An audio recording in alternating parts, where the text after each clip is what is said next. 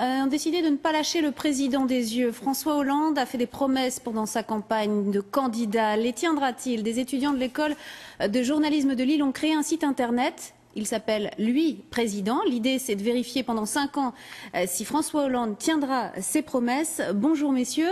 Alors, bonjour. Vous êtes Clément Parot, vous êtes Corentin Dautrep. Merci d'être avec nous. Alors, Lui Président, c'est un petit clin d'œil. C'est un petit clin d'œil, effectivement, à l'anaphore qu'a prononcé François Hollande lors du débat de l'entre-deux-tours face à Nicolas Sarkozy.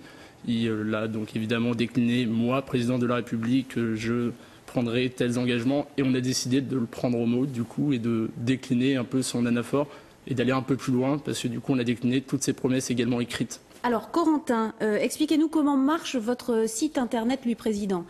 Alors, c'est un système de cartouches, donc on a à peu près 200 cartouches qui recensent chacune une promesse du président François Hollande.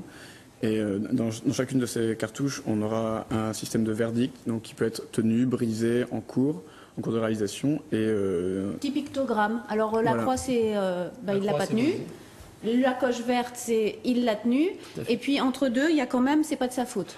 Il peut y avoir du partiellement tenu. Voilà. C'est-à-dire qu'on est proche de l'engagement, mais on considère que ça a été amendé, ça a été un peu modifié par rapport à l'engagement de départ. Bon, là, on est proche du critère un peu flou, là, quand même, de votre part.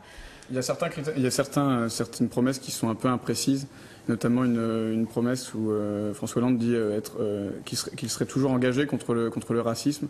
C'est assez difficile de voir concrètement comment est-ce que ça se traduit. Donc dans certains cas, on a préféré mettre que c'était une promesse un peu imprécise. Tout n'est pas évaluable finalement. Tout n'est pas facilement évaluable. Bon alors ça c'est, on va dire que c'est anglo-saxon, ça se fait déjà ailleurs. Les journalistes passent leur temps à passer au crible les promesses et ce qu'elles sont devenues. Pourquoi ça se fait pas en France à votre avis?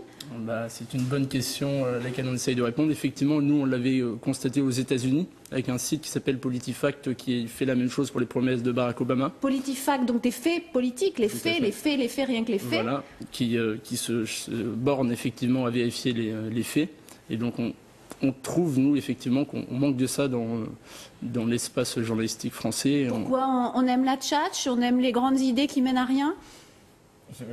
On sait rien, mais il y a eu pendant l'élection présidentielle plusieurs sites comme le Véritomètre d'OVNI qui ont été mis en place pour vérifier si les chiffres que proposaient les candidats étaient exacts ou s'il y avait des irrégularités. On n'est pas les premiers, on rend hommage à ceux qui ont quand même lancé ce qu'on appelle actuellement maintenant le fact-checking, vérifier effectivement les faits. La France a peut-être toujours un petit temps de retard sur les États-Unis d'un point de vue innovation. Donc vous importez les bonnes idées, c'est bien. Est-ce que vous allez tenir 5 ans, vous? Parce que c'est bien de tester les promesses des autres, mais vous? On va tout faire pour, on s'est engagé. On va vous cocher aussi? Vous pourrez cocher promesse tenue ou promesse brisée. Faites attention, la rédaction de France 3 est à vos basques. Surveillez-nous bien alors. Est-ce qu'après vous serez journaliste politique? On rappelle que vous êtes vous êtes en 2e année? On finit la première année à l'école de journalisme de Lille. On a encore un an à Lille l'an prochain avant d'entrer dans le monde professionnel vraiment. Et si après on vous ouvre les portes d'une rédaction, un service politique grâce à ça, ça vous tente? Oui. Je pense qu'on ne dira pas non. Oui, c'est vrai, la politique, c'est votre dada? C'est effectivement un thème qui nous a rapprochés avec Maxime Vaudano qui n'est pas là. Oui, il y en a un troisième. Tout à fait. Et Corentin, c'est un peu le thème qui nous a rapprochés à l'école, effectivement, la politique. Vous êtes devenus un peu les célébrités de l'école, là, la promo? Non, je pense pas. Mais tout le monde est content pour nous et est content pour l'école aussi parce que ça véhicule une bonne image pour l'école. Qui en a déjà une très bonne? Oui, le fait qu'on soit médiatisé pour cette initiative, c'est intéressant pour l'école et pour tous les étudiants avec nous. Eh ben, merci, messieurs, d'être venus nous parler ce midi donc, de votre invention, Lui Président, sur Internet. Tout le monde peut y aller. Merci beaucoup à tous les deux.